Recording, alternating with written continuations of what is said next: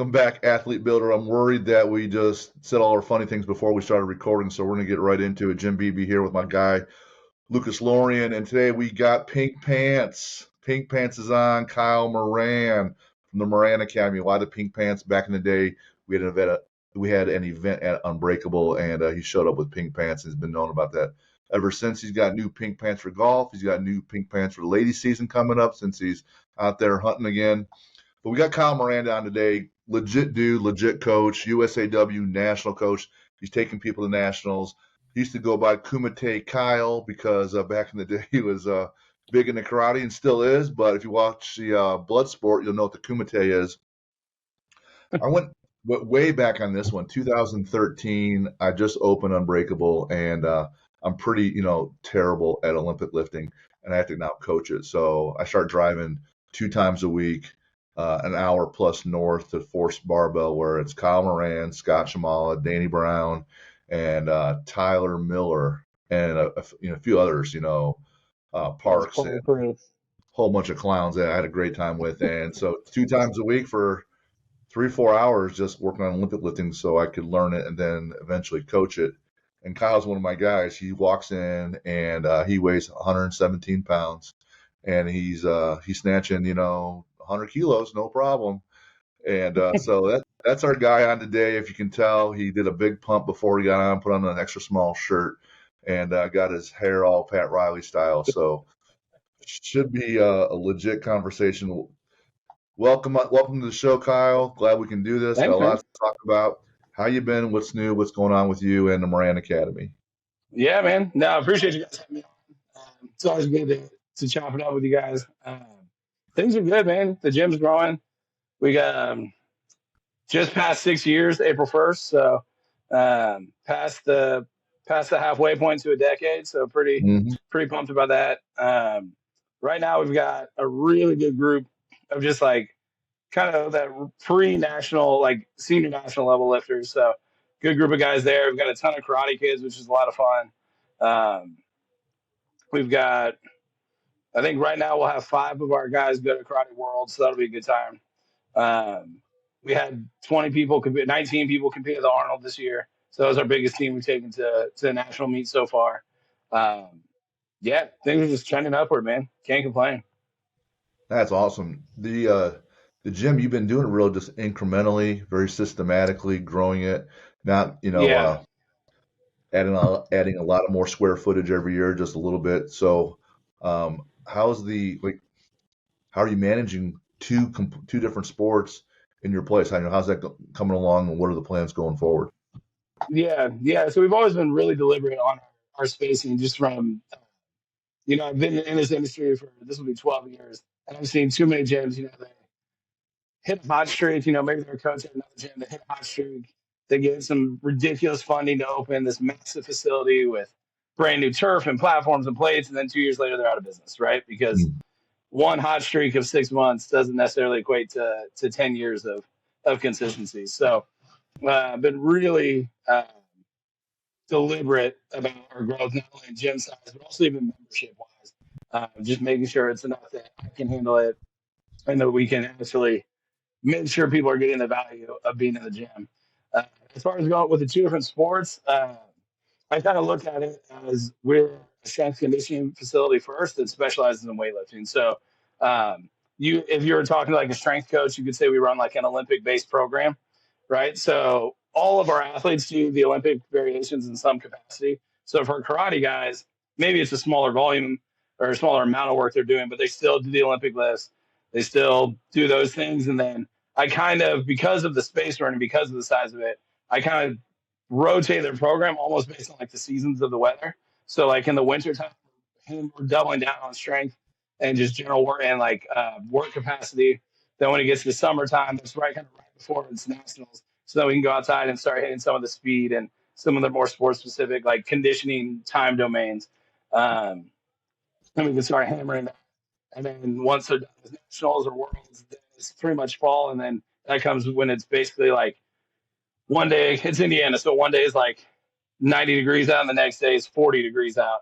And so that's almost like our hybrid where it's like we're kind of speed and strength balance, and then we roll back right back into winter of hammering the strength, and then spring it's time to get fast and get conditions. So do you run both sides, whether there's martial arts and then there's also Olympic lifting? I know you said strength and conditioning, so a lot of people are just doing some not as specific stuff, but Yeah, so it's our more karate guys actually don't coach them karate anymore. So the karate school I grew up in is half a mile down the street from the gym. So, gotcha. so a lot of them will come to us either before or after class. Usually before, which is super helpful because they're fresh. They'll come to us and then they'll ride their bikes down to the dojo. They'll do their training, and then kind of send us people as they get people there kind of basically got to be kind of two things because our space is so tight. They got to be mature enough to work in an area with flying bars, and they have to actually want to train. Because I'm not someone who is a big. I would not say I'm a big fan of like if I have to like get you motivated every time. You're not gonna like we're not gonna vibe. Like you gotta be ready to come in and work. I personally don't care if you're 10 or you're 90. If you're dicking around, you're probably not gonna. We're not gonna mesh well. So. Right, right. We always say we'll meet you a little bit halfway or even a little bit beyond that, but when you got to drag people along, you just know it's not a sustainable business. If you got to drag customers along, it's not a sustainable coaching model. It's not a sustainable team because one person's working, the other person's not, and that this never pans out. Well, Yeah, and it's kind of like you've owned a gym for long enough. Like you got that person that gossips. They can become like a cancer in the gym. yep, Someone's work ethic can also become a cancer in the gym. So if we have, let's say, one of our older teenagers who's 17, all of a sudden decides he wants to go through an NC teenage phase and just not train hard. Well, the 13, 14, the 12, 13, 14, 15-year-olds are looking at that guy or girl. And if all of a sudden now he's not trying hard, then you have this like ripple effect of others not trying hard. So now instead of trying to get one person to step up their game, now you have a group of people that you're trying to build out. And in a private model, we don't have to do it. Like if I can say this isn't the right fit for you, and you can go. It's not. I'm not tied to a school, so right, or I can have a conversation. Usually, it starts with a conversation. I'll give a period of time, but it's to me the culture goes beyond just how hard you work. If you're in there complaining all the time and then you're not working on top of it, then you're just going to bring everyone down.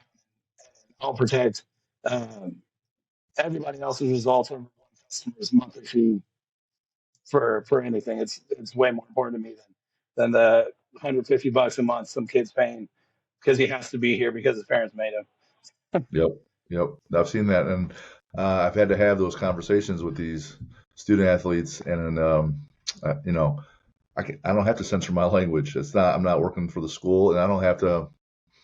It's not necessarily for everybody, and it's a bit of the idea that they'll say, hey, CrossFit or sports performance is for everybody, or it's inclusive, and that's not actually true. It's exclusive.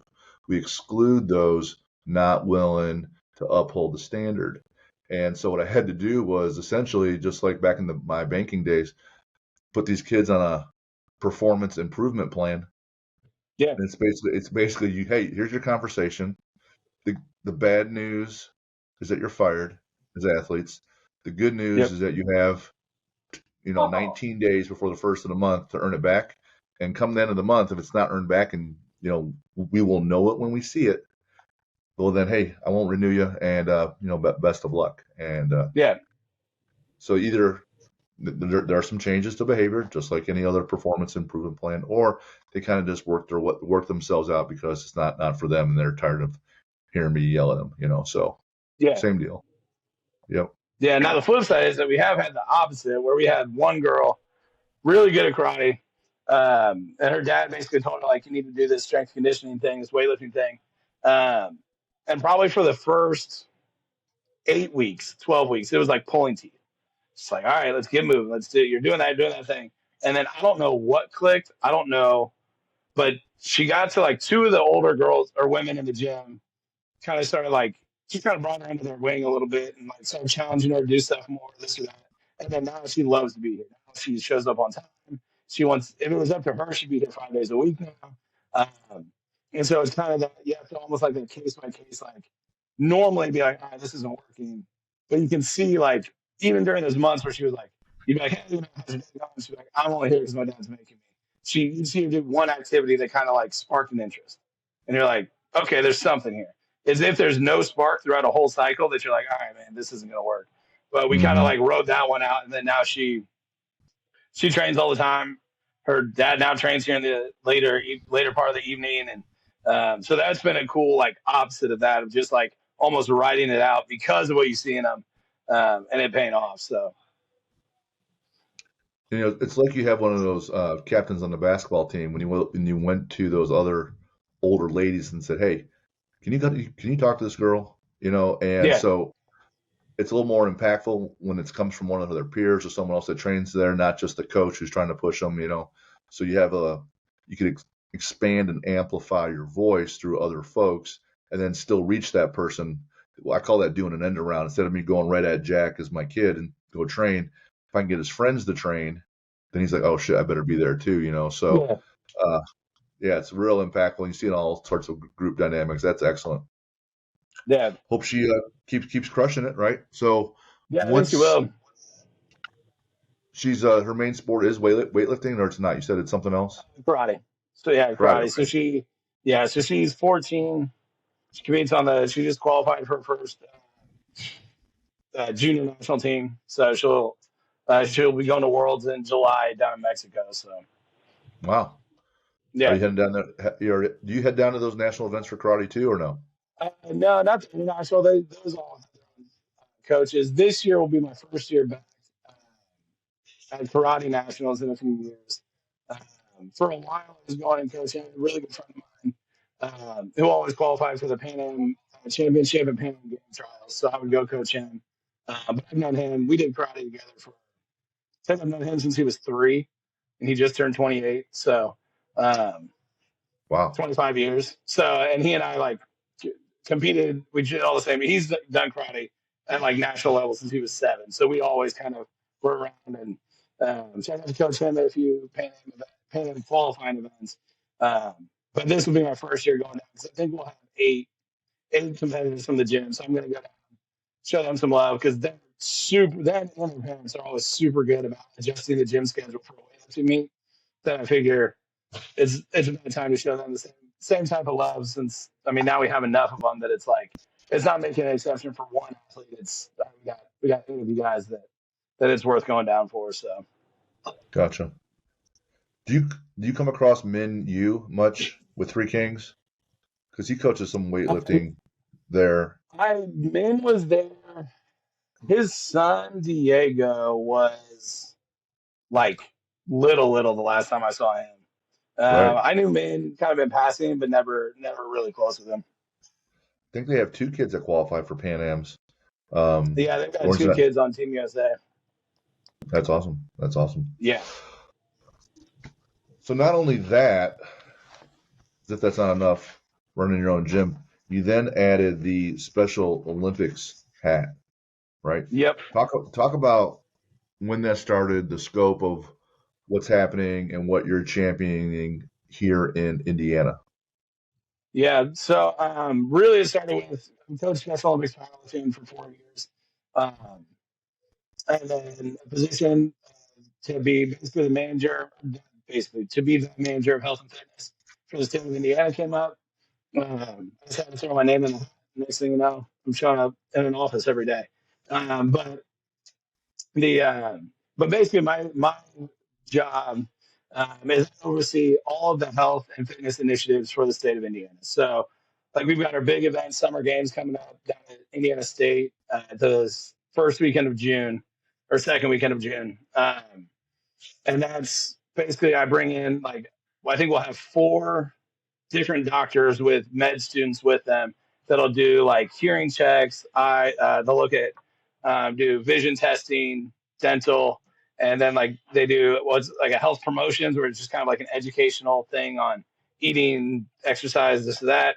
And then there's a PT. Actually, the 2 of the PT professors, and they are doctors at ISU. They call it Fun Fitness, and it does like it checks like flexibility. I think they do like broad jump, grip stuff. They do kind of like a general fitness thing, and then they teach more of the fitness side of things. So I kind of oversee that. that's my big one coming up. At least a main event. And then the next two big initiatives that we're pushing that we actually spoke about the other day, the big one is a new program called Train for Life. So basically, in the Special Olympics or special needs community, every like health marker or health stat that you see for the normal population that's like really bad is basically like an additional 20 to 30%. So like there's like a 35% obesity rate, 35% obesity rate in the US as a whole. Within the special needs or the intellectual disability community, it's like 58%. Mm.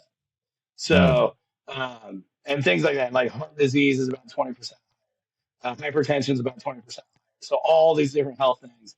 Um, and really, my whole purpose of it, and the reason like, we're partnering with CrossFit gyms, sports performance gyms, and weightlifting gyms is one, being CrossFit adjacent through the sport of weightlifting for the last 12 years. You know, I've gotten to see kind of the power of community, right? So the thing that CrossFit does really well that I don't think people give enough credit for, and the reason it's been around for so long is CrossFit's the only exercise program where you get an identity with it. So you sign up at a CrossFit gym, and now you are a CrossFitter. And that same person can have that same title and that same identity as a Rich Froning. They're both, what do you do? I'm a CrossFitter. And that's that. And so it brings this huge community of people who are, from the super, super out of shape to the bros that decide they want to do something other than pose on a stage to former weightlifters or powerlifters. And it's really done a good job of, and then what holds it together, because you can have, we've seen some pretty bad CrossFit gyms out there that still have, as far as the programming and like knowledge base go, but they double down so hard on the community aspect that they're able to flourish and they're able to really maintain the quote unquote CrossFit cult mentality. Um, and so with Special Olympics, so many people are hesitant to work with that demographic when it's like just throw them in a community-based gym. So like our gym, my gym, when they do powerlifting, they don't get a separate training time.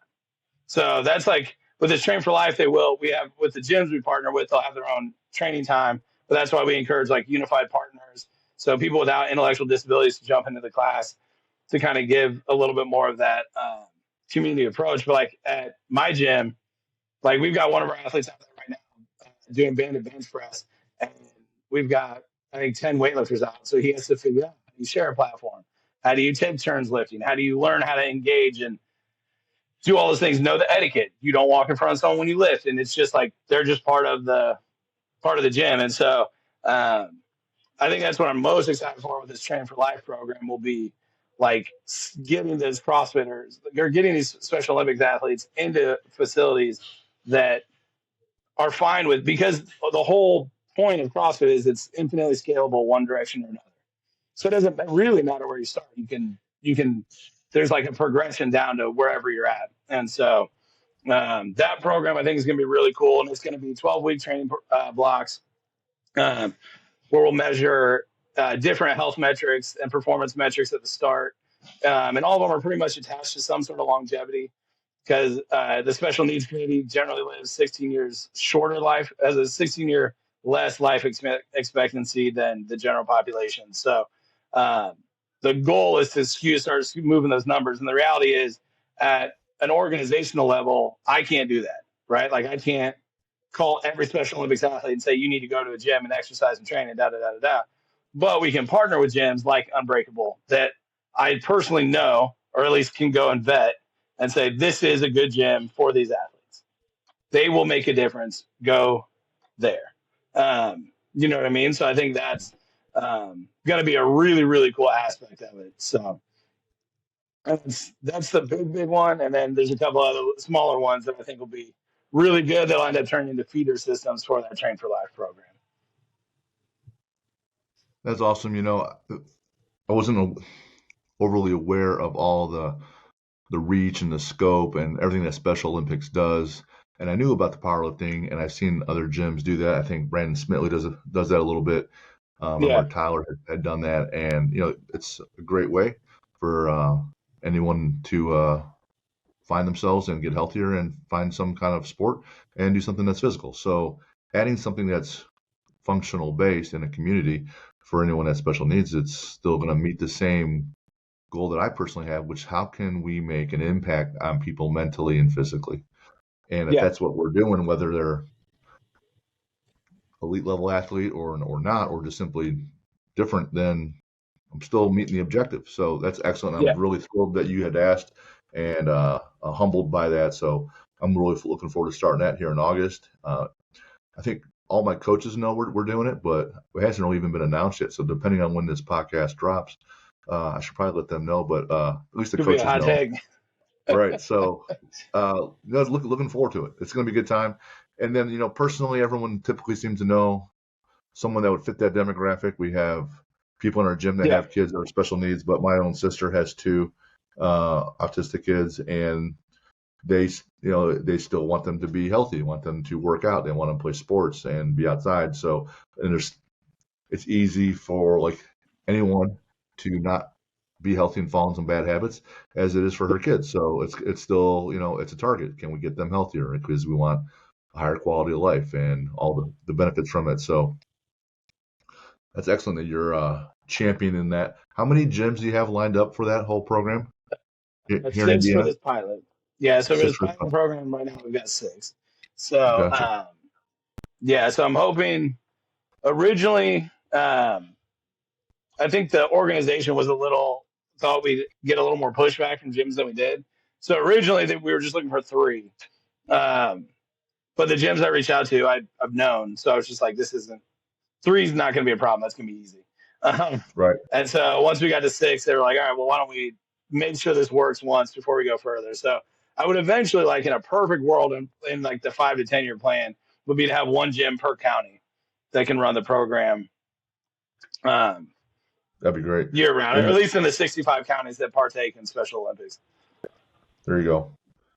And it's already been done before, so we're replicating. I think you said Tennessee had so a program. Tennessee has one. Ours is going to look a little different than theirs just because I think my background is a pretty big influence as to why I'm pushing for certain things to be different. But they have a great program, and basically they run, I think they have 10 or 12 gyms across Tennessee right now. And they do like a big testing day. They do combine at the end.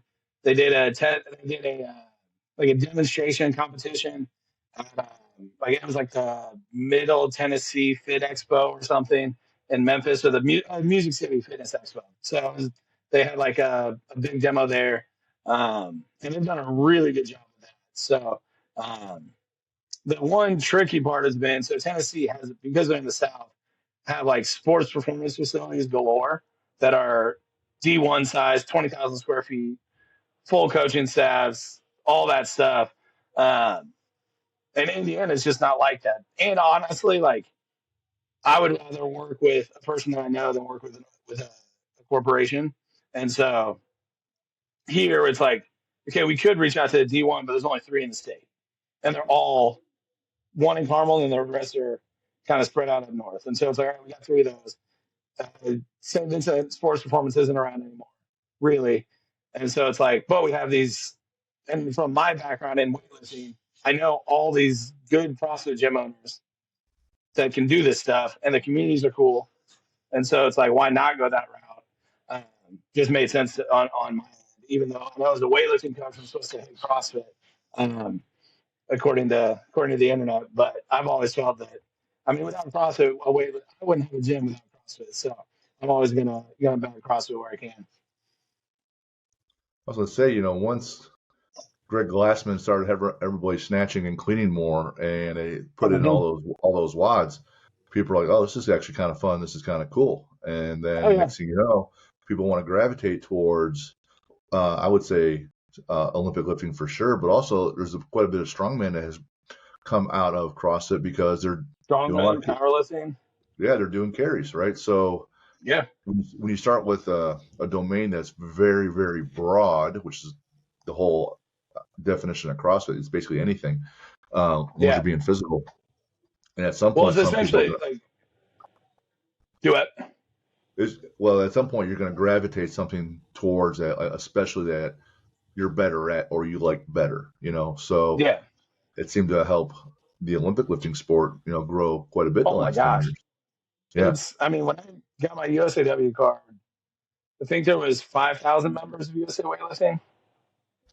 Um, at the 2022 Arnold, there was 2,200 competitors, 2,300 competitors. Wow. And I think at its peak pre-COVID, I think there was 45,000 members of USA. So, and now there's So, 30. We're kind of maintaining around 36,000. So, and anybody, I think now the general consensus is like, okay, we should probably thank CrossFit for that. But I think it was a lot of years of like weightlifting nerds thinking that weightlifting was just so exciting. That many people were getting excited about it. And I love weightlifting, but it's the general public. It's not that fun to watch. Like when someone lifts it up, puts it down, and then you got coaches dicking around on the cards in the back, which they need to for strategy purposes. It's part of the game. You want to say lift her up, but then you're watching an empty or a loaded bar sit still on the platform for 1 to 3 minutes, hmm, and then you see one more 2 second lift, and then 2 or 3 minutes of nothing. right. And so it's like at some point you have to give credit where it's due, where it's like CrossFit made weightlifting cool. It made it fun. And then now you're starting to see people go, okay, I really want to be good at this. And I mean, if you look at Team USA the last 8 years, it's riddled with former CrossFitters. You have Manny Rogers, Kate and I, Jordan Dela Cruz, Wes Kitts was in the Grid League, which was like CrossFit light-ish, like specialized CrossFit. You had, Right. I mean, all the who's the other Tia, kid girl? Tia, right? Tia Claire Toomey went for did the CrossFit Games and the Olympics in the same year. Yeah, I mean, all these cases where it's like, okay, there's this crossover here. Um, Olivia Reeves, she's probably going to win gold at this year's Olympics.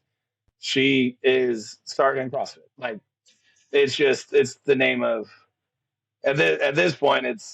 I'm happy to see that the weightlifting coaches are starting to get their nose out of the air a little bit. Well, it was a good feeder system for Olympic lifting, and you can call it correlation, or you can simply say, Kyle Moran got his card at the same time, and you call it correlation that way. That hey, Kyle Moran is running with Olympic lifting. It's got to be a lot cooler now. Yeah, That's exactly what I would say. yeah, One of the on the on the sheet here, which I love that you filled all out and all this information. I asked a whole bunch of questions, and one kind of stuck out, and I said, "What are some topics you want to talk about?" And you go, "I want to talk about the importance of planning and metrics, but also how none of that matters if you don't understand athletes, right?" yep. So talk about that a little bit and what you meant, or expand on that a little bit.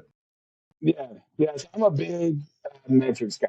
I mean, we measure uh, total volume, relative intensity, average intensity.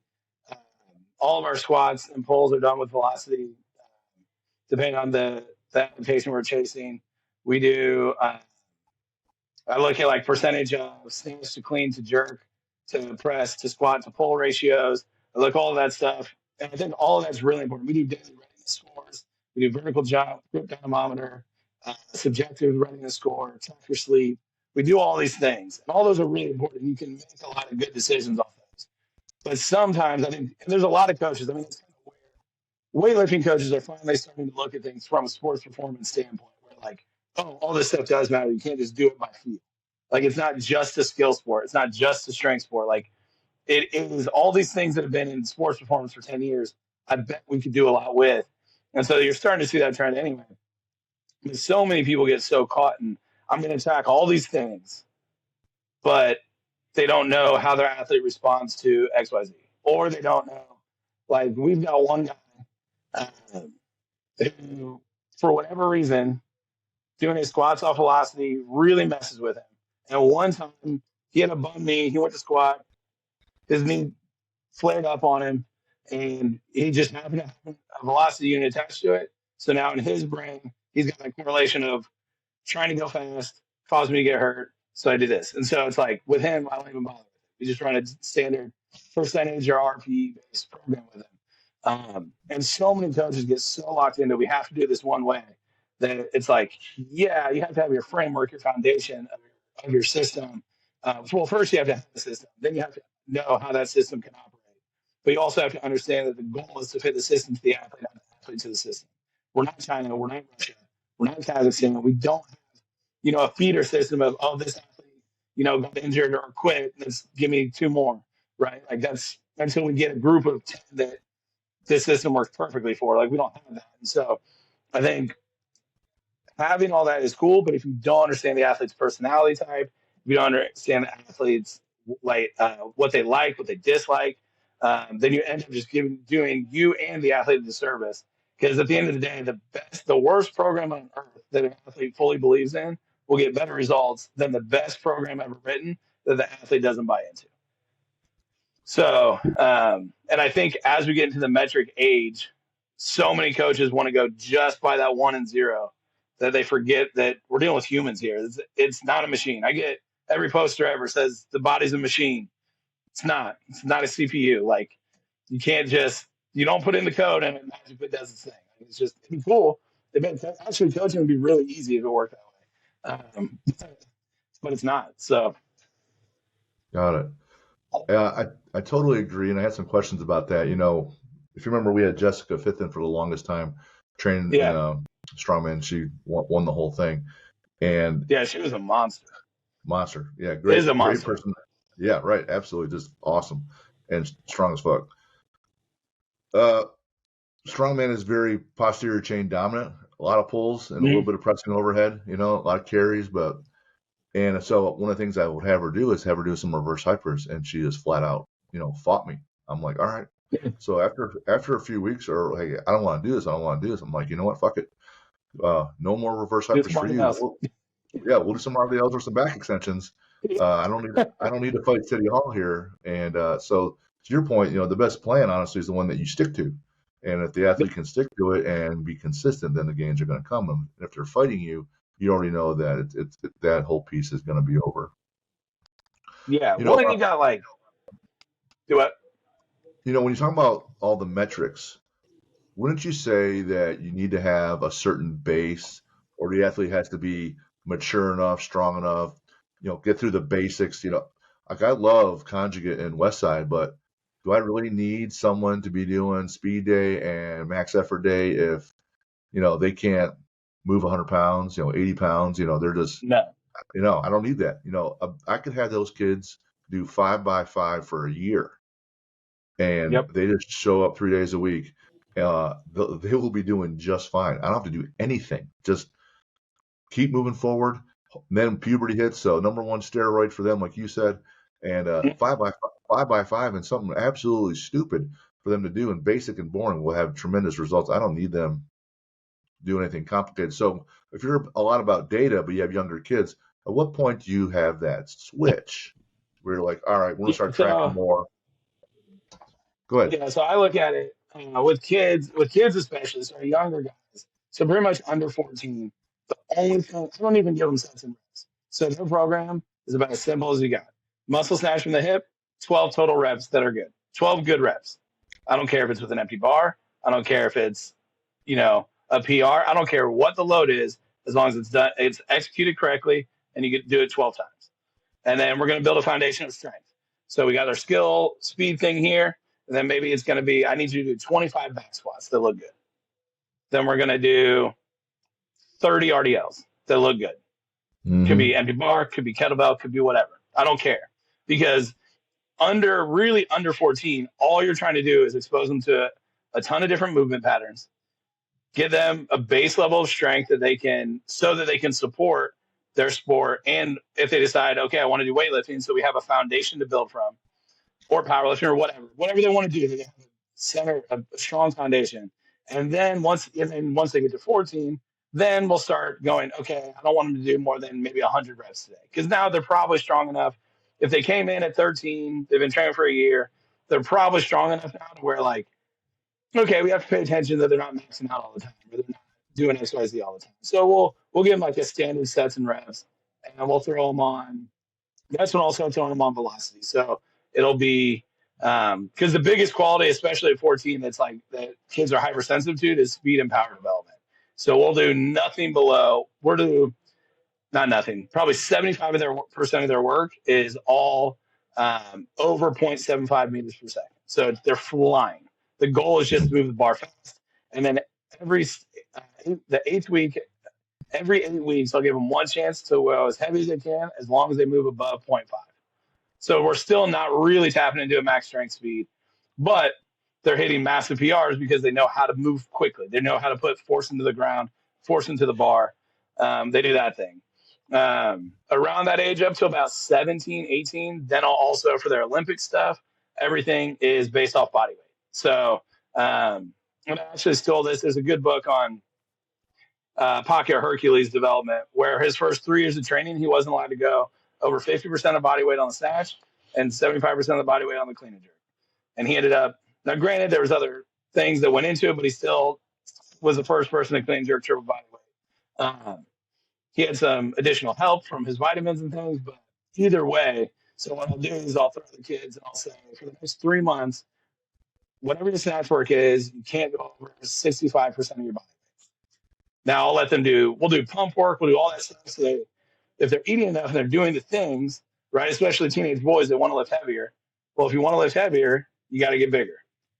You get bigger, now that 65% skews, and now you can start lifting.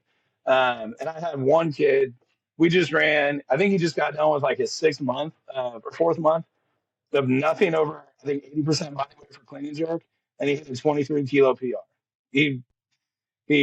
His best was 60 kilos at, I think at the time he weighed like 55. Now he weighs 60 kilos and he just clean and jerk 83 kilos. And his squats never moved below 0.5, and his Olympic lifts never even got near body weight.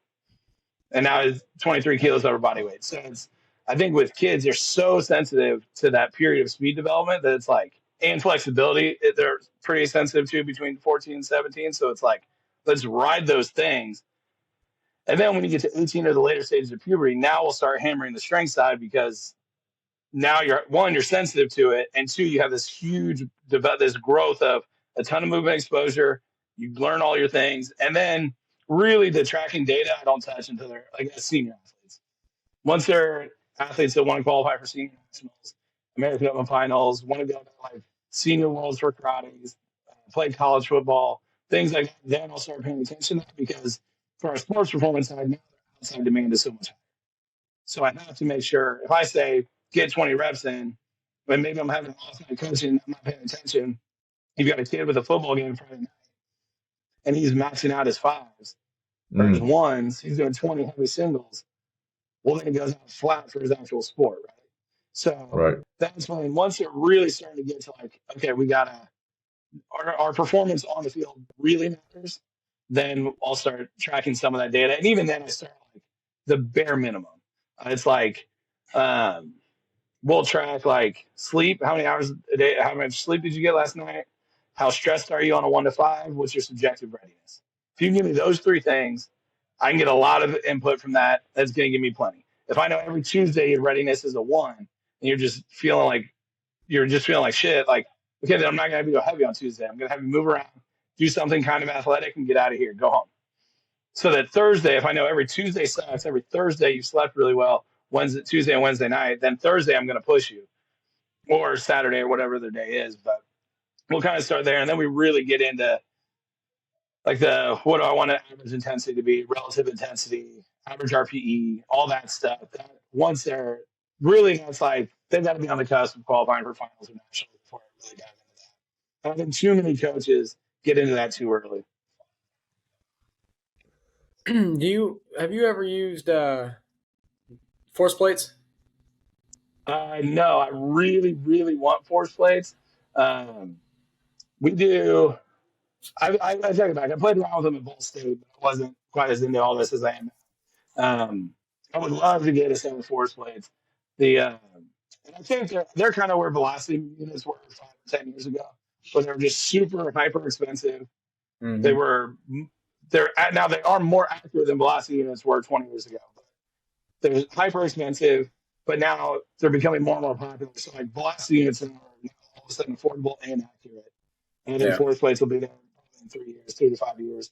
But things like grip dynamometer, Like I've got a buddy who's the strength coach for the Reds. That's like his daily readiness thing. He does some force plate work, but most of his daily, it's come and grab a grip dynamometer. Let's see what your variation was. Okay, you're up 30%. We can push you. You're down 30%. We got to pull you back. Resting heart rate is a go-to that always, the data on those two have been there for so long that it's like those are going to work just fine, and you don't need a $10,000 piece of equipment. I was just curious because I was thinking about when I spent some time at Illinois State. We did a lot of just playing around and testing on a force plate.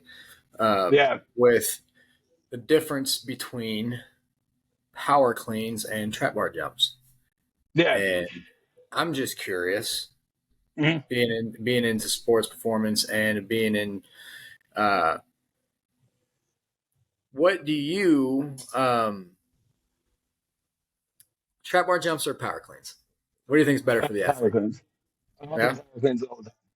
Mainly because I think they're multifaceted. So if we're looking at purely power output, just what can you go? Trap bar jumps are fine. I know the research shows they're pretty much the same, if not slightly better. But there's no receiving phase. And in a contact sport like a football, a wrestling, a karate, if you can't put the brakes on and then redistribute force back into whatever that object or human is, doesn't really matter.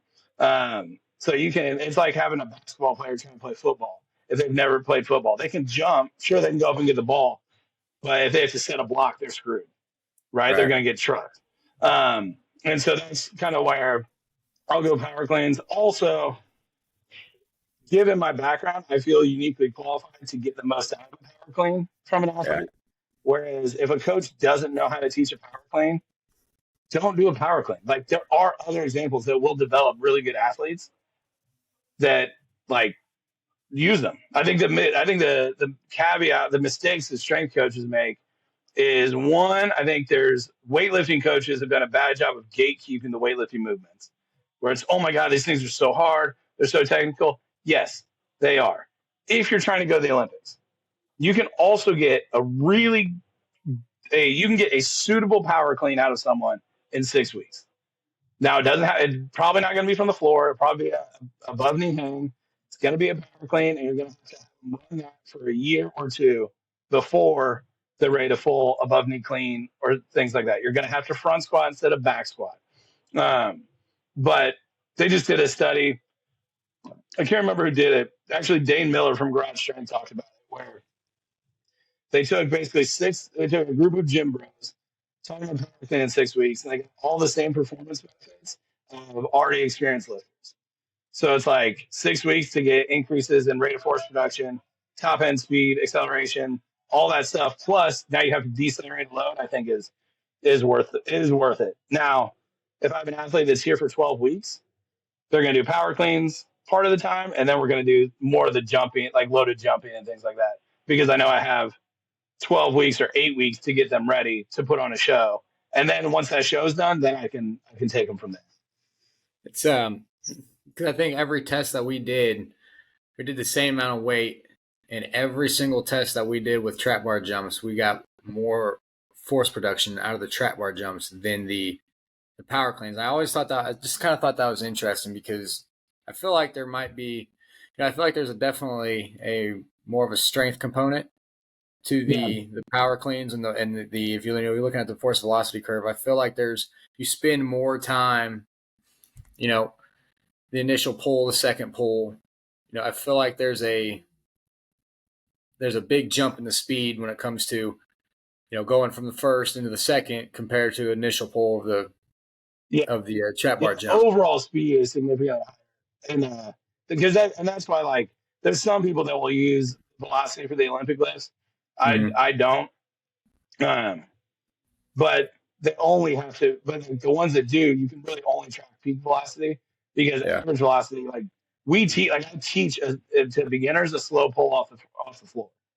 Yeah. I look at like the first pull from the floor to above knee is that from that period is only to set up from your above knee to your finish. So anything that happens off the floor, if you're 1 inch forward off the floor, you're screwed the rest of the way. Not take advantage of the rest. But if we can really hammer that in and then go, and then over time we'll build speed from the floor. But I think that's where, um, also too, most people power cleaning are. I would be interested. What I would love to see one of the studies do is get like a football player or a group of athletes that also compete in weightlifting on the side. So they're Right. technically singing off the floor as opposed to, and that's why, like, I mean, but it would be interesting to see like what that comparison looks like. If you got like we've got a wrestler that just started. I just met him at a meet 3 days ago. Um, he's a high school wrestler, but he's technically sound. So I'd be interested to see like him versus like doing those two, and then a wrestler that's never done power. And like, what does those type of things look like when you've got someone who's technically sound versus uh, someone who's not? But, Right. but I think the deceleration phase, having that acceleration, deceleration, produce, absorb, and then reproduce sequence in a power clean or a power snatch, I think is really where the value of the Olympic list comes from. Because if it's just going up, anything can develop just going straight up. Right. I think you can do that. There's a million tools for that. I think people who don't use them are so. I mean, we do trap bar jumps, the performance guys, like Yeah. trap bar jumps, squat jumps, counter movement jumps, loaded counter movement jumps, all those things.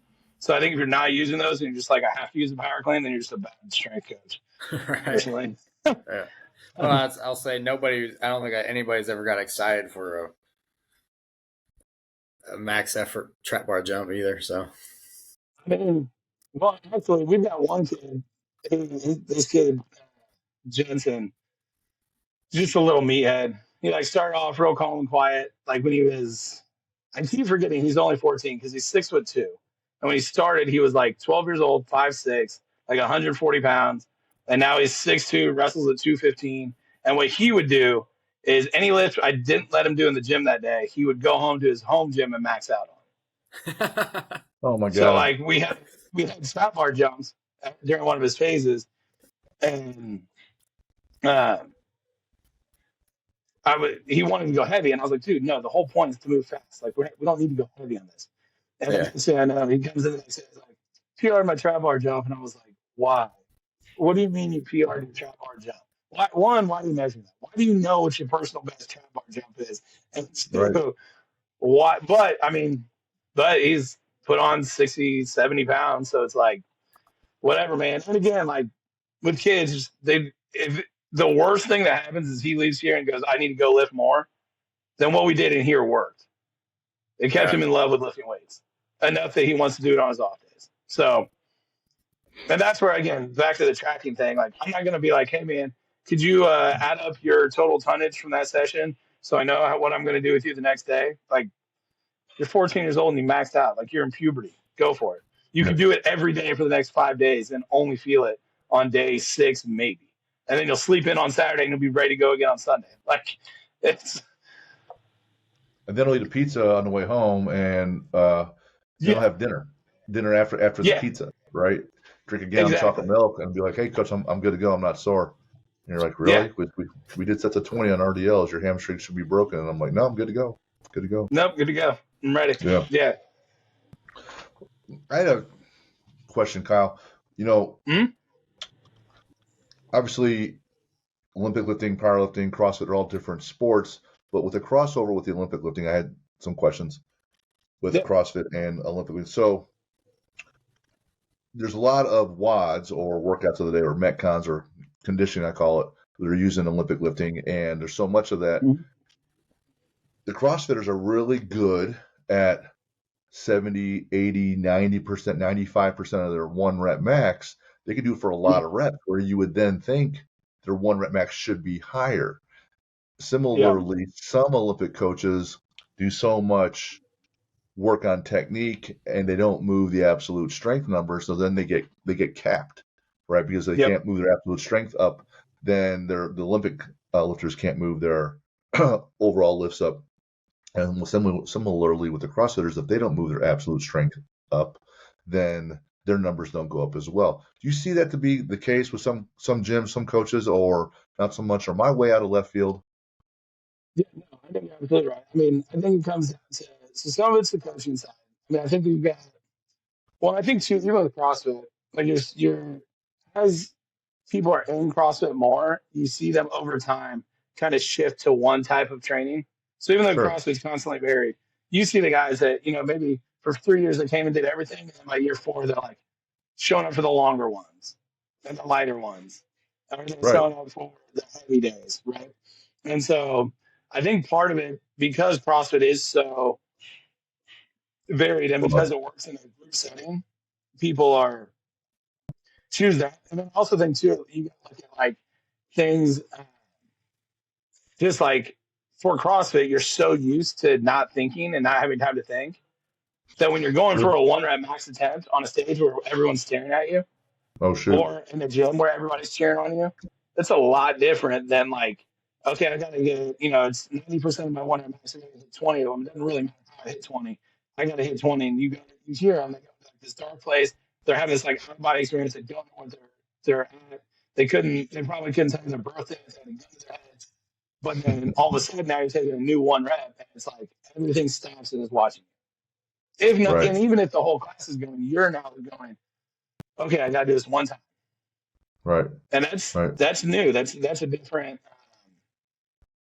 skill. I think it's a completely different skill set to have.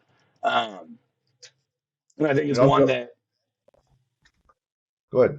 Sorry for interrupting. I think it's one that both weightlifters and CrossFitters could learn from. So like we just got down the cycle where we were doing like complex triples. So it was like a pull plus a snatch balance for like 3. So 9 reps was one set.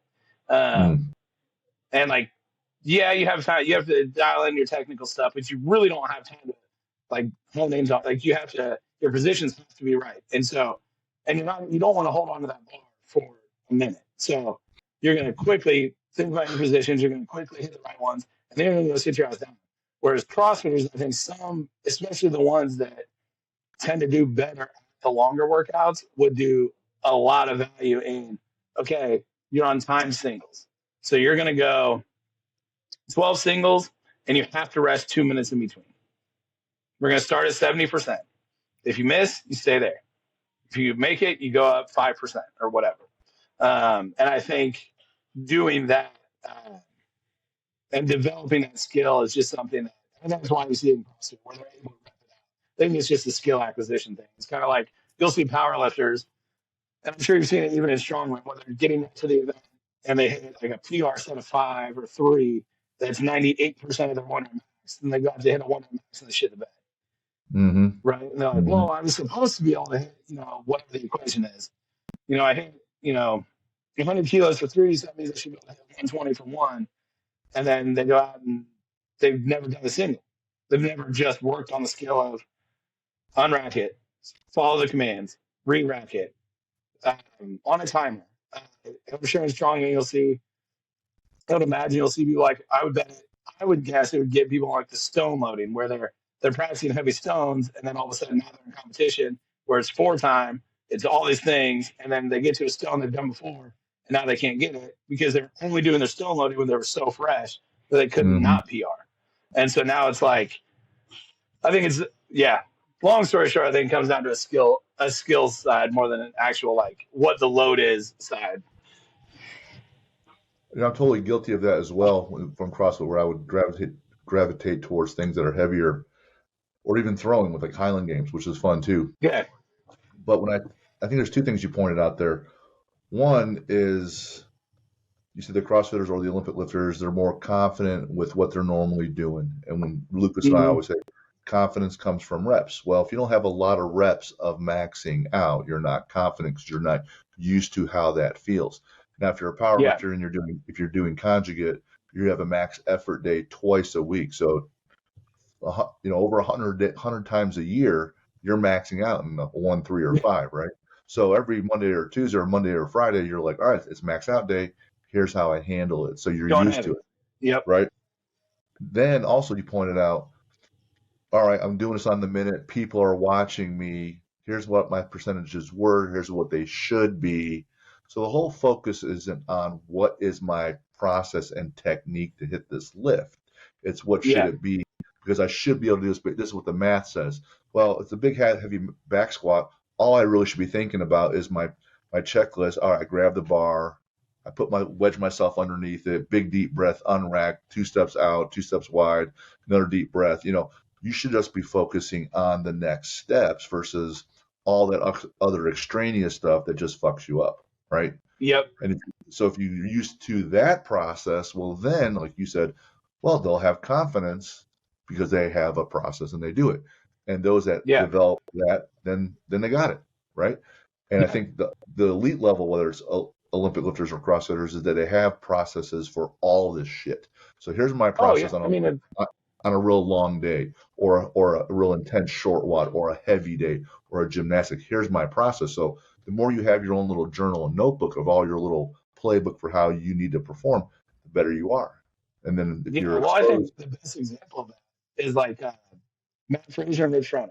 Like you could watch them; they were both notoriously bad at longer workouts. Anything over 10 minutes, notorious for like you just got to be way ahead of them. But they were both so disciplined in their approach to into each thing. They knew exactly how many breaths they were going to take. You could watch them, and and you could see them start all the way at the back, but then they're never freaking out because they've done this approach to the bar 10 million times. They've done this rope climb that they know they suck at, but they've practiced it, and their approach is the same. It's not I suck at it, so let me try something different every time. It's I know I'm bad at this, so let me do it the one way I know how to, because if I start changing things, now I'm really screwed. And I think that's what always impressed me the most of those two. I mean, then you got Tia Claire, who's just an absolute freak. But I think with those two, it always was impressive to me, especially when you used to have the big open announcements that I go and compete. Was like you could see Rich Froning losing, and then by the end of it, he's got a top 3 time in the world for a workout that everybody's saying, "Oh, he's going to be so bad." It's like he was just technically sound in just about everything, not great at anything, technically sound and extraordinarily disciplined on. Like his first round was, maybe a minute 20. His second round, he knocked out because he knew a minute 20 keeps me fresh to go a minute 10. A minute 10, I can now go a minute 5. Minute 5, I know I can push to go to 1 minute. Then that fifth or sixth round, I know I can slam the gas brake and push for 30 seconds and knock this thing out. Whereas you watch the guys who are constantly in that, like outside the top 5, they have one event, they blow out of the water. But they didn't pace themselves. They did nothing to prepare themselves for, I have another workout in 2 hours. Right. It's like, well, now you're in trouble. And I know you just beat Rich Froning and you're pumped about that. You'll make the Instagram reel about it. But, like, you're going to get dusted because he didn't need to win this one. Like, I was at regionals in Columbus and a couple times. And you're right about Rich. He's that guy that's running in the middle of the pack in that marathon that knows that, hey, at this pace, I have this huge kick coming. And I'm watching him in this WOD, and he's doing his shit with his bar, or the bar will have it put down, and he's looking around. Hey, where's everybody at? Oh, this is the pace at. Here's what I know where I'm at. And he has all that data in his head, and he's like, all right, I'm just going to do enough to win. That way, I don't have to kill myself. What I found was different with Fraser. Fraser was equally, as intelligent, and I had that data, but he would also step on your throat so badly in one of those WODs, and you're like, fuck, man, I just got fucked so bad by that guy Fraser. I don't even want to play. I don't want to play more. Well, I think, and Froning too. Froning did stuff like that too. What I liked about Froning is he wouldn't, if he knew he couldn't outright destroy you, he would do things like I was watching one, and there was like a shared chalk block for I think it was pull-ups or something. And he went and he just pressed the chalk. Now, you could say it's not intentional all you want, but like if you're that guy next to him, that's annoying. And that's going to throw you off. Now all of a sudden you're emotionally upset at someone else instead of being logical about you got to get these chest bars done. And there's still chalk there. It's just not the pretty block that you wanted because I watched him do it like 4 or 5 times over the years where if it was getting close or someone was, catching him, he'd just do something little like, all right, this chalk block's gone. Because he knew he could get through it without it. I've got 20 reps, I can save it for 20. No more chalk block. All right, now let's move. And then Fraser was the same way. He was very blunt about it. He was there to win. He wasn't there to, I appreciate the CrossFit community on a local like fitness regimen level, but for Mm, so long at the top, everybody was so damn nice. And Rich Froning and Matt Fraser were not that. They're like, no, I'm here to win. For a right. period there, now the money's getting bigger. You're starting to see it, but you saw it for a long time. I'm just really excited to have fun and like support the community, and we're all so supportive. And you got these two guys coming in that are like, no, I'm not. I don't care about you. I don't care about you. I'm here to Right. win. And if I get to break you on day one, that means I don't have to worry about you on day two. And Yeah. that could be from just annihilating you in a workout. That could be Yep. from stealing your block of chalk. Yeah. And very like just competitor esque, not like, okay, let's all hug it out. Like it's $250,000. We're not hugging until we're at the bar afterwards. Yeah. I'm probably not going to talk to you. I'm not going to like, if you lose, I'm not going to feel bad about it. I think those two really set the tone for that approach to competition. There's a number of times athletes are laying on their back and they're fucked. They're just laying there and they can't breathe. The event's over, and Frazier just kind of walks by and he steps over them. Yep. And I was like, oh shit. I also saw like a Yeah. number of times back in the day when Tiger was the man. He Yep. and his opponent would tee off. They'd be both bombs down the middle of the fairway, and as they're both approaching the one ball that's short, Tiger doesn't even look at the ball. He just keeps on walking. He keeps on walking to the further ball. There's no way in fuck, man, that shorter ball is mine. Yep. I know I'm not that bitch back there, right? I got this. So he just keeps on walking. Doesn't even look down at it. And I was like, oh, that's so cold. That's awesome. Yeah. Right? Oh, I love Yeah. it. No, I think you're finally starting to see. I mean, some of that. I think just in CrossFit, also like, I mean, I think the part people forget is you have to be that to win. Arrogance on the field of play is okay. Yeah. I coach that to my kids. Now, on the second that event's done, if they're throwing a temper tantrum or they're doing anything like that, I'll be the first to chew them out. But on the field of play, if you look at all the greats, no one liked them on the field of play. No one minded them off the court or off the field or whatever. But Sure. like Jordan and Kobe, I mean, Jordan pissed everybody off the court, but like everyone knew what you were getting. You look at Kobe, same way. Now he was a little better off the court of like pushing people like through that way, but on the court, no one liked him. Tiger, same thing. You look at like Ilian, they would hear stories about him like he would always have so much fun and knew he was going to win. There's stories of him like in the weigh-in line dancing around naked, while everybody else is like drained out, they're starving, they're trying to get their head on, and he knows he's going to win. I watched an interview with him, and someone asked him, he was doing a seminar, and asked him, what he was thinking about before he had this 246 clean and jerk at 105. No, it was before his 243 that won Worlds in 2014. And this is after missing 239 to take the lead. And he just said, I was thinking about how I was going to celebrate in my home country. Because it was in Kazakhstan.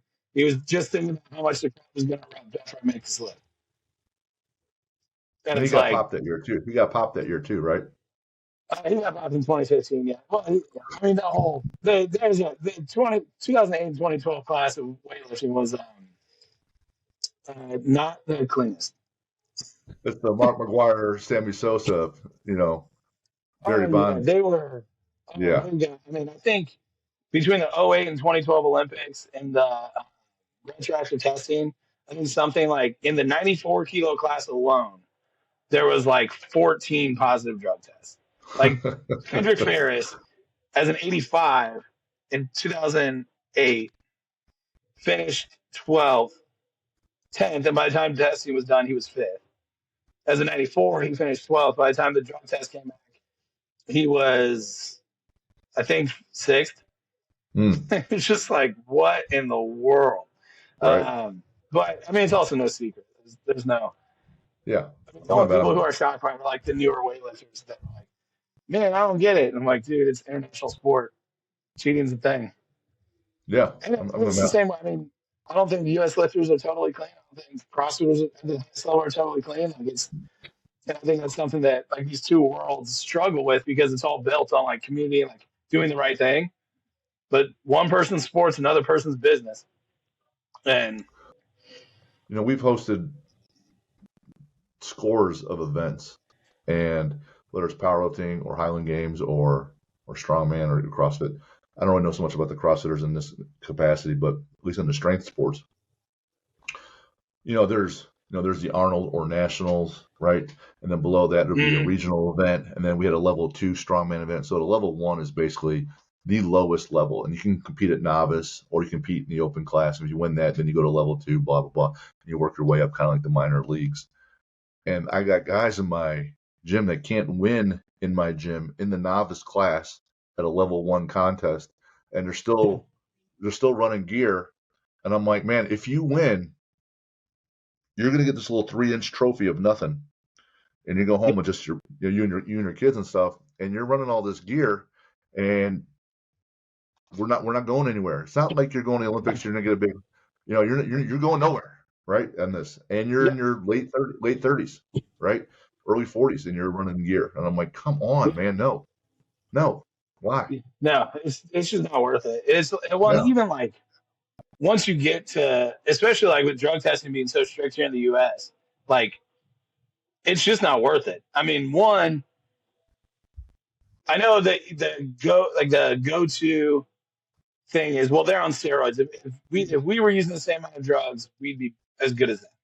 Maybe. And I think now we're getting there. But before this last quad, like these countries that we're losing to, yes, they have all this regimented doping and all that, fine. They also have an entire system of development that took these kids from, and everybody thinks it's like this hyper specialization model, which it's the opposite. It's like they go to sports school at 8. For the first 2 years, they're only doing their projected sport, so the sport they think they'll be good at. 20%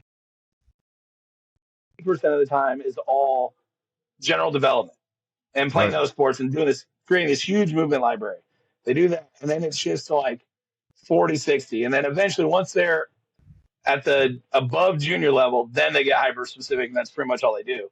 Whereas you got our guys, even our lifters, like CJ Cummings is the best example of this. Incredible talent, incredible athlete. No, but he was so good that no one ever addressed his technique. He's as strong as the Chinese. Like he front squats 250, back squats close to 300. Like it's not a strength thing. And he wins all these youth and junior championships, and that's great. But no one gives a shit about a youth or junior world champion. No one remembers a junior world champion. No one forgets an Olympic champion. And so in America, and in weightlifting, you see it just like in baseball and every other sport. They get so hyper focused on these like checkpoint wins that it's like, I mean, those are nice, but if your end goal is to win the Olympics, this meet when they're 14 really isn't that important. It's just a chance for them to go have success on a big stage. And it's like China's super heavyweight female right now is the most dominant lifter in the world. And she didn't do a meet outside of China until she was 18. In her first international competition, she won by 40 kilos. Gross. It's 40.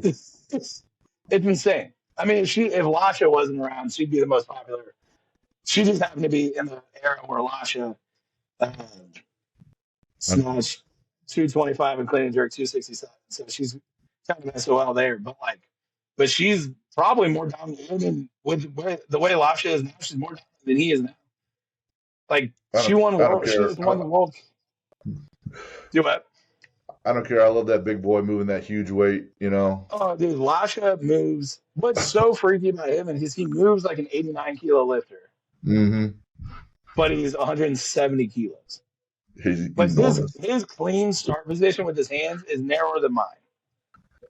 Wow. And he is, Watch where he sets up on the bar. His hands are almost right even with the start of the knurling. Which is crazy. And he's 6'4". Yeah, and he's huge. He gets in the positions perfectly, and his technique's fantastic. Yeah. And even his enormous belly doesn't get in the way because he leans back when he does that pull. So the bar path is still straight up. It's amazing. Yeah. Do you think he works on his technique based on the size of his belly? I'm just curious. I've always kind of wondered that. Yeah, saying theoretically, I mean, if you're putting the force in the right direction when you're lifting, that's not all muscle, right? So the fat tissue should be moving vertically with the bar. Like, I know it sounds silly, but theoretically, if you're moving correctly, there is going to be some clearance of that because it's going to physically move up towards your face as a bar. Now, because of like the way the weight distribution works, like that lean back isn't even intentional. It's just it has to happen because there's 200 kilos on the front of him, plus probably 50 kilos of gut, and somehow you got to get 170 kilos of body weight, a 50-kilo gut, and a 220-kilo bar over your head. Yeah. And so something's going to have to shift horizontally. And if it's backwards, you're falling on your face. So. Yep. You had there's so many questions I had here. One of the things you said about being a good teammate, you said you got to lead from the back. Yeah. Talk to me about that. Yeah. So I think too often, we think of, if you think of the word leader, and it's the guy, in front, in the sense of like, if you think of like war, right? You think about like the general that's at the front. In that context, that might make sense. But to me, a real leadership skill is being able to not be the center, and let your team showcase their abilities in the way they're able to. So, like, I know administrative stuff I'm not great at. Like, it's just, you guys have tried to get a hold of me for paperwork. It's no easy task. It's I got to do that. And then I get to coaching and I forget, right? Like, so that's going to be where I lead. I can lead through that avenue. But as the leader of the gym, if I have someone who's really good at organization, I'm going to, instead of saying, hey, let me organize this because it's my gym, I'm supposed to be able to do all this stuff. Hey, why don't you do this? I'm going to give you a ton of credit for doing that. And then now you get some love from the team or from the members or from whoever. And it's not about me, right? And so, or if I have someone like one of our coaches, Michael, is a huge culture driver in the gym. So like when he's working with an athlete, I don't get involved because his way of coaching is more like effort based. He's really good at communicating effort and pushing, whether he's training and I'm coaching or he's coaching. He's really good at that. So I'm more of a technical mind and like technical meets like feelings. Like I can sit there and talk to you about like approaching the bar and compartmentalizing all that stuff. But he's really good at like, hey, you got to just put a lot of effort into this lift. Like I can tell you about your bar path. I can do all that stuff. That's where I am better at. He's better at like, hey, if you're going to train with me, you have to put in big effort. If you can't do that, don't train with me. And he won't even he'll purposely not call someone by the right name for the first 3 months until he thinks they're going to stay in the gym. We had an intern whose first name was Jacob, middle name Austin, and Michael called him Austin for 6 months. And then once he signed up for his first meet, he started calling him his right name. And it's just like, but people, it gets the people who are going to be weightlifters, because weightlifting, like powerlifting, it's not an instant gratification sport. You got to be willing to dig your heels in for 5 to 10 years. And that's what I want, are those people who are willing to do this. And so if they can withstand a little hazing from the wrong name or he'll tell people all the time. He's like, yeah, I think you're going to quit. So he's like, I don't want to train with you right now. And then we've never had someone quit because of it. So it works. And he's gotten even better. Like now he knows who he can do that with. And so it's like, so I'm going to let him run that. If I have someone who's, really good at meet day coaching, like, yeah, it's cool to get the credit and do all that and be like, look at me, look how well I handled this athlete to a middle.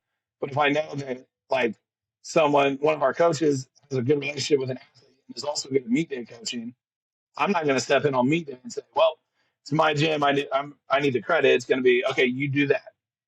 And that's going to be awesome. And I'll sit back there and be assistant coach. I'll load the plates. I'll get the waters. I'll do all that stuff because this connection is going to work better than me, even though, it'd be cool to say their success was mine. It's like, it's not. So why interrupt those things, especially when it's not necessary? I like it. I liked it a lot. I really like the humility that's required there, because a lot of people are so ego driven that they need to take all that credit. So you have to have that humility for that system to work. And Yeah. then you have to have the right people. So there's some coaches that are better cheerleaders, some that are better technicians, some are meaner, some are nicer, some are better with feelings, and some. It's funny you said that yours was feelings. I couldn't believe that. But being able to be aware and getting those people in the right position, like Lucas is not going to be playing nose tackle, right? He ran that ball and has still a whole bunch of records because he's fast and low to the ground and powerful, but he wasn't 285 pounds playing nose tackle. No. So you put people in the position where you can maximize your talent and minimize your weaknesses. And that's a nice machine that's running right there. That's a nice teamwork. I like that component. That's good. Good job. Thank you. Yeah. Rare praise for Kyle from us. The pink pants come out of the summit. Hell yeah. A little fun fact about Kyle. We had a little Christmas get together at the local bar by the gym. And Kyle's there. He comes all the way over. He had been coaching for us for a little bit, and similar to me, dry. Like, here's what's coming next. Here's what we're doing. 3, 2, 1, go. And Jeremy will be pissed sometimes because Kyle will just say, all right, the clock's counting down and go. And Jeremy might not be ready. He can kind of give a fuck. But the funny part, though, is that we're at this bar hanging out. And this is, years ago because, one, I'm technologically, an idiot, and culturally, like, not that bright either. And I go, hey, Kyle, you're single, you're a young guy. What's this swipe thing mean? I don't get that. What are you swiping for? I know Dora the Explorer with the swiper and all. And he goes, oh man, you don't know about Tinder? I go, no. In fact, I'm married here, so Kyle's explaining to me and Jen the finer points of what Tinder actually means and how that whole thing works. So we learned at the Christmas party from Kyle what Tinder was. Yeah, it's an important skill set to have from time to time. You gotta educate the generations. You teach us life lessons, we teach you technology lessons. There's some value there. Somewhere. I also learned, Kyle's a shorter guy, and he was telling me what the differences between being the big spoon and the little spoon, and I didn't want to be the little spoon in the relationship. The little spoon in the relationship. Yeah, it's a different world. The first time that happens, it's a different experience. Right. If you want to talk about needing humility, that's one of them. All right, getting back to here's a not so screwing around point to make. I asked you about nutrition. You go, if it doesn't have a face, grow on a tree, or grow from the ground, it's probably not a great choice to eat. Yep. I love a simple rule like that. We had another guy, Zach Riley. He goes, eat today, so I'm happy tomorrow. I don't want to eat something that makes me feel good right now, but I know tomorrow I'll be feeling good about that. But it needs to have a face, grow from a tree, or grow from the ground, and we're probably good. I like that. Yeah, I think nutrition is important, obviously, and so many people want to hyper, they get so caught in the weeds to start, right? Like you have someone they're 50 pounds overweight. All you got to do is eat one less Twinkie a day, and you're gonna lose weight. But they got to go on XYZ diet, or they got to do this, or they got to do all these things, and it's not easy, but it's not hard. It's not a hard decision to make. It's just not. It's not, but it was hard to make that choice, right? Like Michael, the coach, one of our coaches, he's also a dietitian, and kind of his intro. One of his phrases that I love the best is he was telling me whenever he's first working with people, one of the things he'll tell them is when when you're a kid and you see adults eating and whatever that vision was as a kid, which is they only eat boring stuff and they only eat healthy and do all that.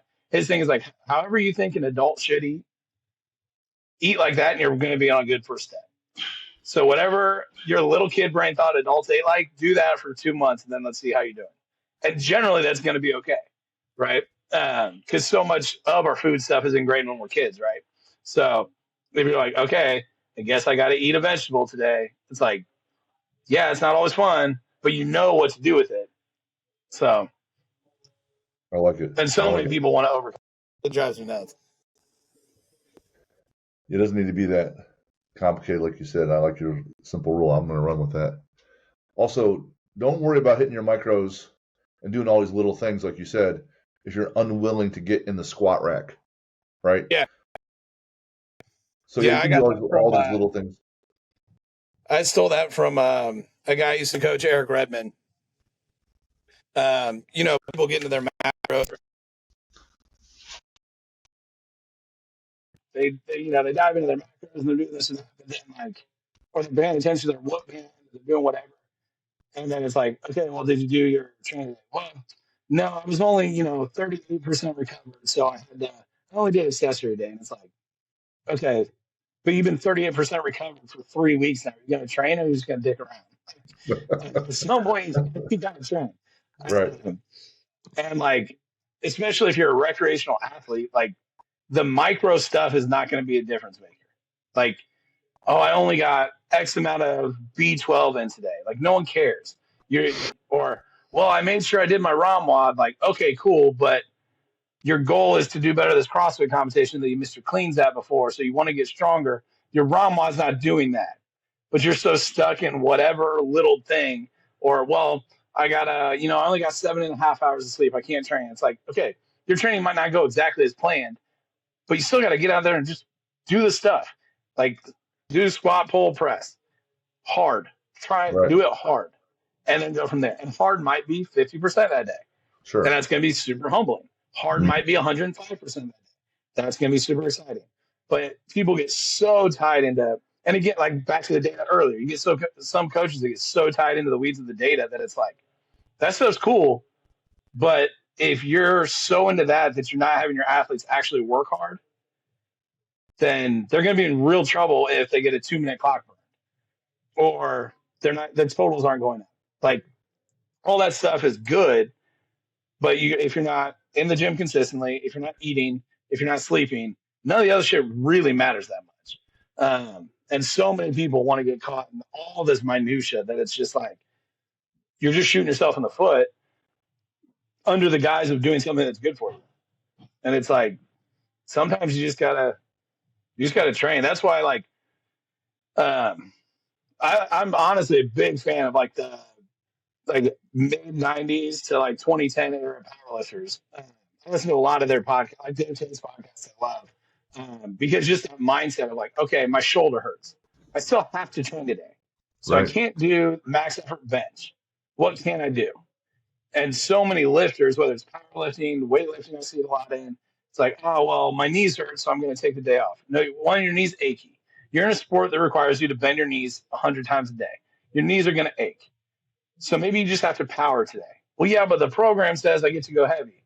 Okay, so power today so you can go heavy tomorrow. But don't just take days off, because that will, especially in today's world. If you look, I did a post about this years ago. I think it's something with the way America's set up between family vacations, work stress, family stuff, all these things, it comes out to just your standard year. It's 35 or 50 days off, between 35 and 50 days off a year.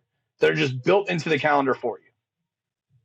So that doesn't sound like a lot, but that's 1 or 2 a week, every week. And so it's do you really need you're a recreational athlete who's training 3 days a week. Do you need to deload? Probably not. Unless you're training, you go in Monday at 3:30 when the gym opens, you max out the stats clean, you do a super total, and then you do a half marathon. And you do that Monday, Wednesday, Friday. Then maybe you're going to overreach. You're going to overtrain. But most of the time, it's just showing up and you're not a professional athlete. Someone on the U.S. team needs to deload. Right. You're training Monday, Wednesday, and then you got to come Thursday because you're out of town Friday, Saturday, Sunday. So you're getting more days off this week anyway. But your whoop band said you had 38.5% recovered, and God forbid you do anything. I think whoop bands. I don't know why. I have a real beef with whoopie band. I don't know why. I think it's because so many people make training decisions, uneducated training decisions of data without letting the data accumulate enough to make a decision. So they'll have a whoop band for 2 weeks. And it's as a coach, you don't know much about an athlete in 2 weeks. Right. If you were taking a new class, you wouldn't expect to know it in 2 weeks. If you went on to a network. If you went on a first date, you wouldn't expect someone to know you after 2 weeks. So why do you think this machine knows you and really knows your inputs, your outputs, your daily life, your all these things after 2 weeks of data? It doesn't. Just like, you wouldn't get married after 2 weeks. So why are you letting this thing throw you all off? Like, give it 3 months, get the data, then look at it and go, you know what, man, every Tuesday I'm feeling, or every Monday I'm sluggish. I get this stupid score, this, that, or the other thing. And then it's like, okay, so what are you doing Saturday, Sunday? I also think it tricks people into, I think it gives people an out to not be resilient. So I don't know if you remember, and too many people are not aware of it. So do you remember from the Force days, Josh Jones? Yeah. Yeah. I trained with him at Yeah, Miss. absolute freak. Yeah. Yeah. Played football And we used to do, Indiana State. yeah. So absolute monster. We were running the HRV stuff at the time. And Mm-hmm. his big thing was the week of a meet, he would not look at his HRV score because he just knew, like, that's going to get in my head. So it's like, and I mean, there's some days your HRV is going to say you're not ready. And because I've seen it, we ran HRV for probably 6 months, and we'd have guys show up in the red, and then all of a sudden now they're hitting PRs. Well, in hindsight, the reason we were seeing that was because we were taking HRV data, within a month or two of them being on it. So there really was no irregularity to it. And those old systems, you could, like, you'd wake up, you take your HRV, it'd be red, and then you could do some breathing drills and get it to read green because it was so, it just wasn't as accurate as some of them are now. But it's like, I think the whoop bands and all these readiness technology that's good is so, it's just making people fragile. They're like, well, I can't train today. And it's like, you can. So go And ahead then and see do it. how, try training hard and then seeing what your score says tomorrow. Yeah. Because there's a good chance it'll still go up because you're going to feel bad. So you're probably going to eat a little bit more throughout the day. You're going to go, oh, my whoop says I'm only at 38%. I got to max out today. So now I'm going to drink more water. I'm going to eat more food. I'm going to do these things just by accident. And then next thing you know, you have a good session. And then the next day you're recovered better. So it's like making all these knee-jerk reactions off of what a phone app tells you is just silly, in my opinion.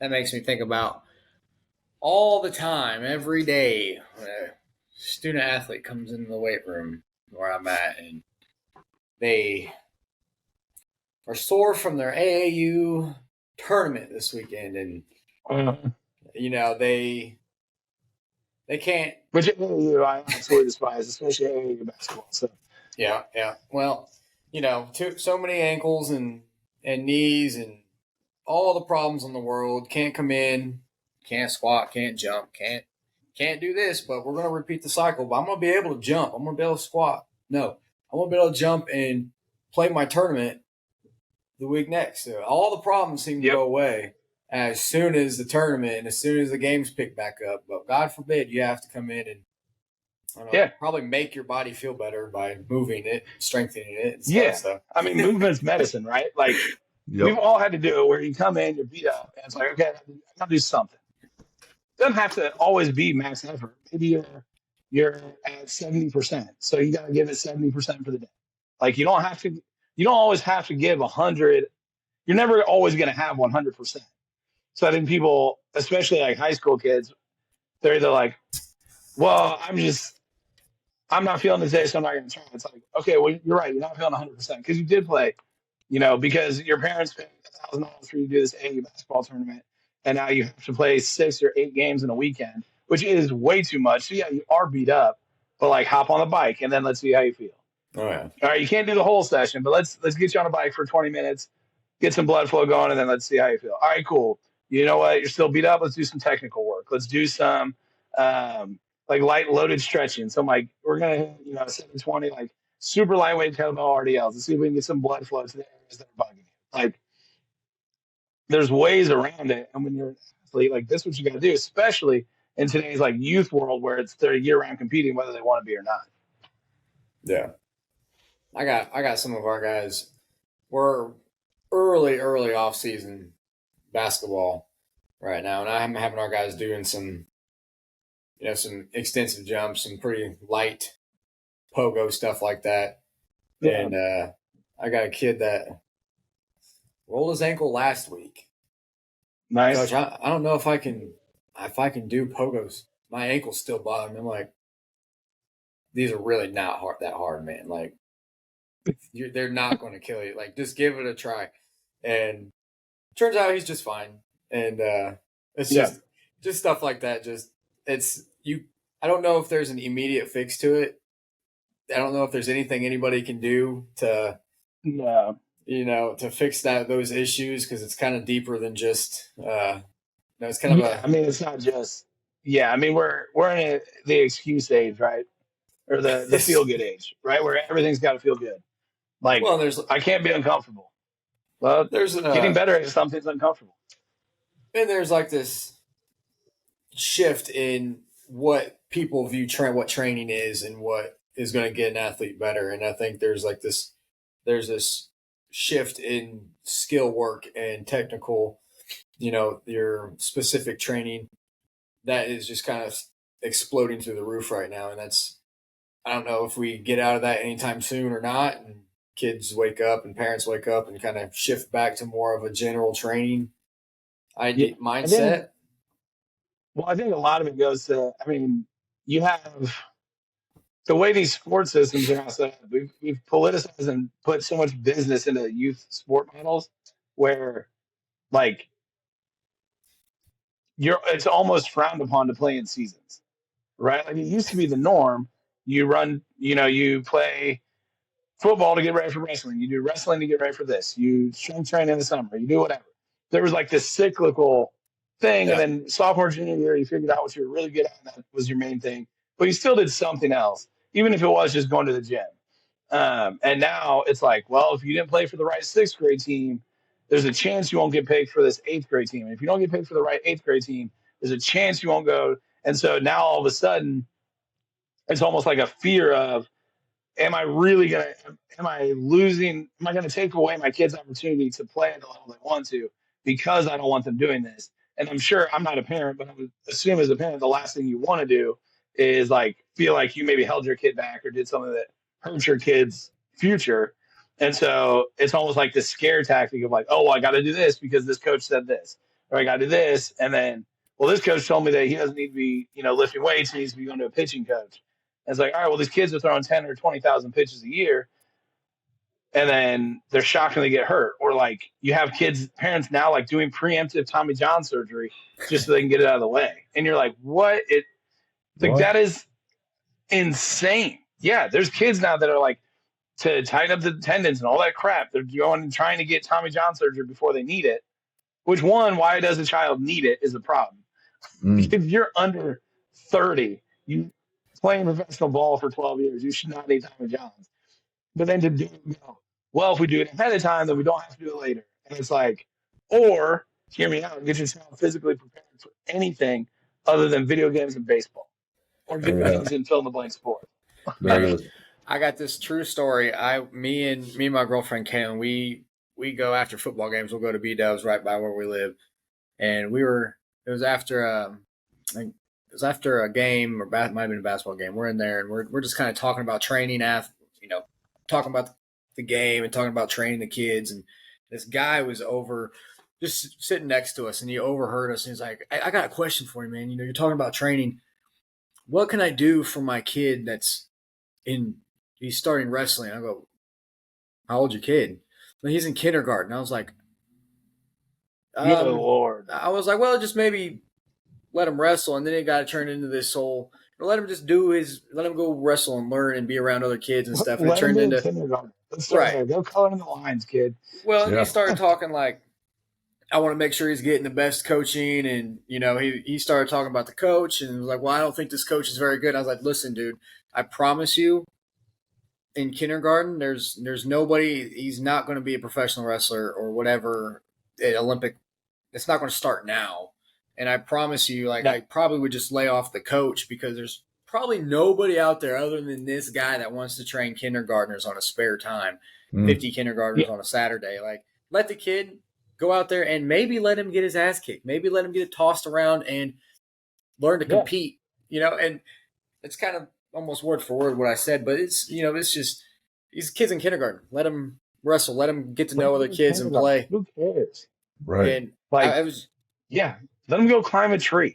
what And hear training? me out. Maybe not go wrestling 3 days a week. Maybe only Yeah. throw them in it 2 days a week, so you can actually be a kindergartner and like go do kindergartner things. Yeah. Because It blew my in mind. school he's already doing like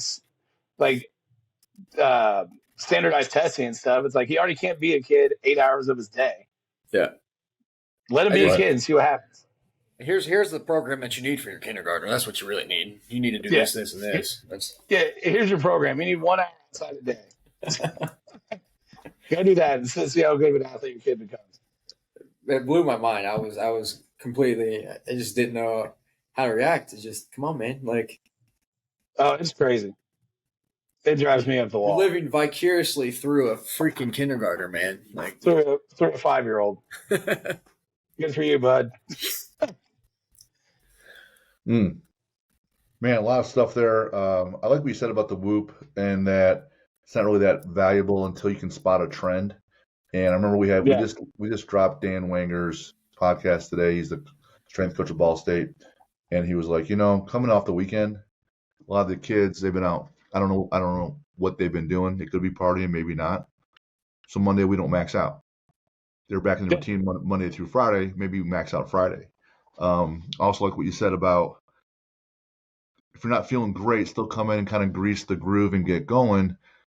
Maybe 10 minutes later, half hour later, you feel better. You're like, all right, I feel good now. A little endorphin release.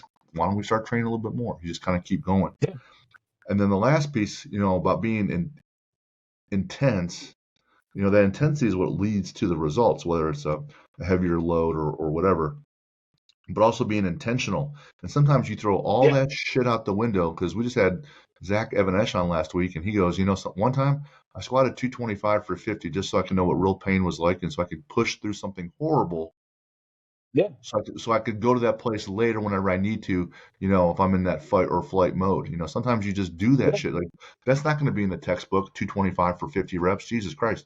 That sounds absolutely horrible. But every once in a while you do something that's not really training wise, just so your mind gets calloused up like David Goggins. Absolutely. Kyle, what do you I'm afraid about this one. What do you listen to when you train? Generally either I love Southern hip hop, so like 3 6 Mafia, Criminal Maine. There you go. Decent amount of metalcore, but those are kind of my two. It's either Pistols and Miles or it's crying about it. It's some dude screaming about his ex-girlfriend. The two. What's a bucket list adventure you'd want to do? Someplace you want to go you haven't been yet? My dream vacation is to go kayaking with the killer whales. Ooh, it's a little chilly. Never been kayaking. Yep. Okay. Really? Never been kayaking. Yep. And I want to learn how to kayak with surrounded by killer whales. So that's my bucket list. You've never been like down a normal plain Indiana River on a kayak? Nope. I've canoed a million times. My dad and I used to canoe all the time, but never kayak. So I'm going to start in the ocean. All right. I like it. Have fun. Yep. Favorite sports movie? Probably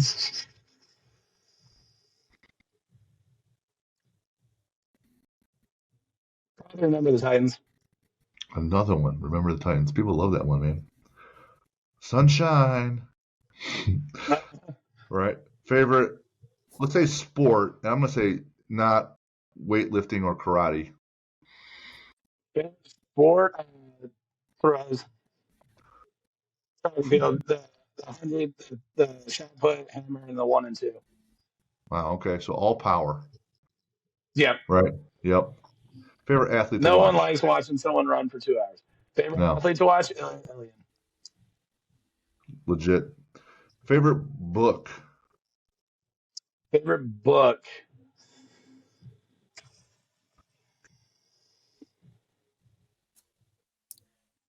Probably Dream Big and Dare to Fail by Norman. I'm writing this down.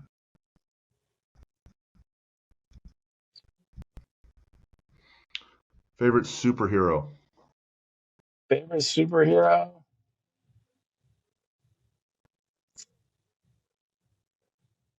Teenage Mutant Ninja Turtles.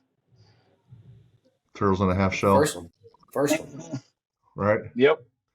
They would He eat was in a hospital, maybe. pizza, right? They're all about pizza. And Yep. what was the rat? Splinter? One Master Splinter. Yep. Master Splinter, right? Favorite villain? Villain. Mm-hmm. I like Bane. Okay. Ruthless, vicious, Mm-hmm. strong. Yep. This is interesting. Favorite lift?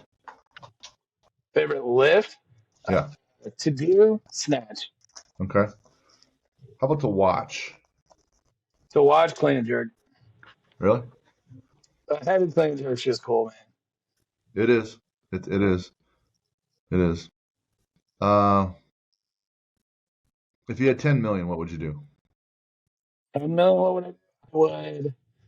Uh, Go kayaking. yeah, go kayaking with killer whales. All right. Probably build out the gym and all these like put some cool stuff for the gym, like get the Usaka platforms and the Usaka flooring, stuff like that. I'd probably invest like half of it so I didn't have to work. And I could just coach. Honestly, You if I should. had $10 million, I'd be probably in the gym. That would almost be enough to coach for free. And then it would be just like, here are the rules. If you can't do it, you're out.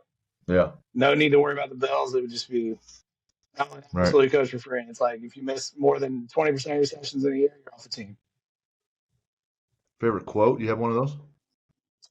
Yeah, Dream Big and Dare Fail by Norman Mon.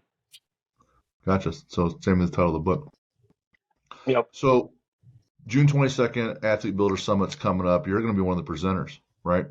Yeah. And so just go over real quick what you'll talk about. And then also you've offered some giveaways. Just talk about those real quick so that people know what they're getting when they see Pink Pants up on stage talking to everybody. Yeah. Yeah. So I'll be talking about some progressions that we use and really more principles of progressions for applied metrics that we use for athletes. How and when to use the Olympic lifts.